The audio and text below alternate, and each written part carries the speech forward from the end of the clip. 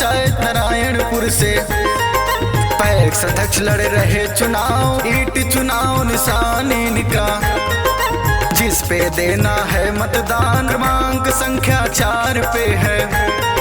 सबसे नीचे है स्थान मंत्री जी को अब की जिताना, दे करके पूरा मतदान मनोज कुमार जी को जिताना।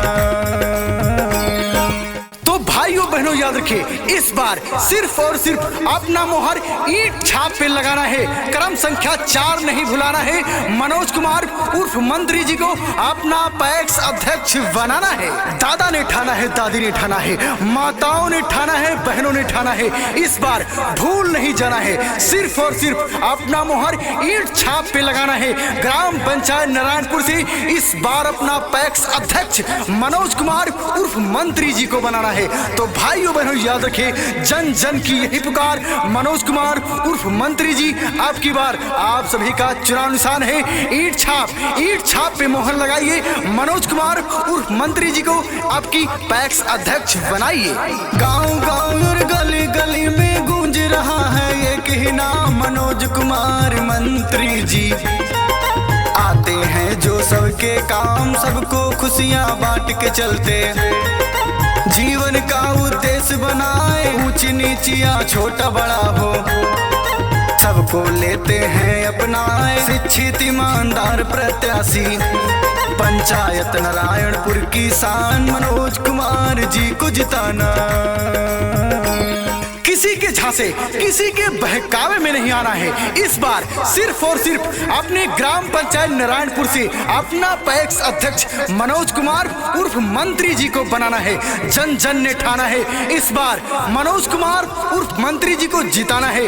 क्रम संख्या 4 पे मोहर लगाकर अपना पैक्स अध्यक्ष बनाना है। तो भाइयों बहनों याद रखिए, आप सभी का चुनाव निशान है ईंट छाप, ईंट छाप, ईंट छाप। किसानों के हित के लिए उतरे हैं भैया ये मैदान, इनका ये प्रयास रहेगा, खुशी रहे हर एक किसान। पैक्स अध्यक्ष पद के लिए हैं सबसे अच्छे उम्मीदवार मनोज कुमार जी अपने हैं। सच्चे ईमानदार इंसान जन जन की सेवा करते हैं, नहीं देते ये समय का ध्यान, मनोज कुमार जी को जिताना। आपकी बार जनता की सरकार, बदलाव ही विकास का रास्ता है। सबकी सुनिए, मन में गुनिए, योग्य को चुनिए। आप रखें हम पर विश्वास, हम करेंगे नारायणपुर पंचायत पैक्स का विकास। ग्राम पंचायत नारायणपुर पैक्स से अध्यक्ष पद के लिए शिक्षित, कर्मठ, सुयोग्य पैक्स के अनुभवी उम्मीदवार मनोज कुमार उर्फ मंत्री जी, जिनका चुनाव निशान है ईंट छाप, जो क्रमांक संख्या 4 पर है और सबसे नीचे है। तो भाइयों बहनों याद रखें, ईंट पे मोहर लगाकर भारी मतों से विजयी बनाइए। मनोज कुमार उर्फ मंत्री जी को अपना पैक्स अध्यक्ष बनाइए। हर सपना साकार करेंगे जो गरीब दिखे हैं भाई, दिल में अपने लिए हौसला लगा दिए हैं पूरा ध्यान। पैक्स अध्यक्ष जब ये बनेंगे, चमका देंगे पूरा गांव, गांव की सारी जनता ने ठाना, देवेंद्र कुमार सिंह को जिताना, पैक्स अध्यक्ष इनको बनाना, दे करके अपना मतदान मनोज कुमार जी को जिताना। तो भाइयों बहनों याद रखिए, इस बार सिर्फ और सिर्फ अपना मोहर ईंट छाप पे लगाना है, क्रम संख्या 4 नहीं भुलाना है।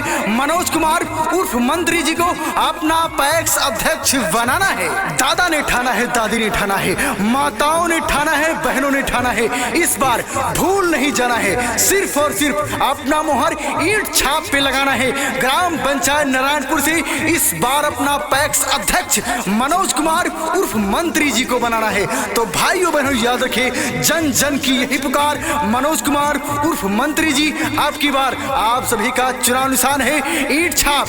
ईंट छाप पे मोहर लगाइए, मनोज कुमार उर्फ मंत्री जी को आपकी पैक्स अध्यक्ष बनाइए। गांव में अपने सुविधा होगी, मनोज कुमार जी का ऐलान पंचायत नारायणपुर में लगा दिए हैं पूरी जान, सुबह शाम मेहनत करते हैं, हो संतुष्ट हर एक किसान, पड़े विरोधी फिर चक्कर में, देना ना उन पे तुम ध्यान। मनोज कुमार घर के प्रत्याशी, इन्हीं को देना है मतदान। मनोज कुमार जी को जिताना।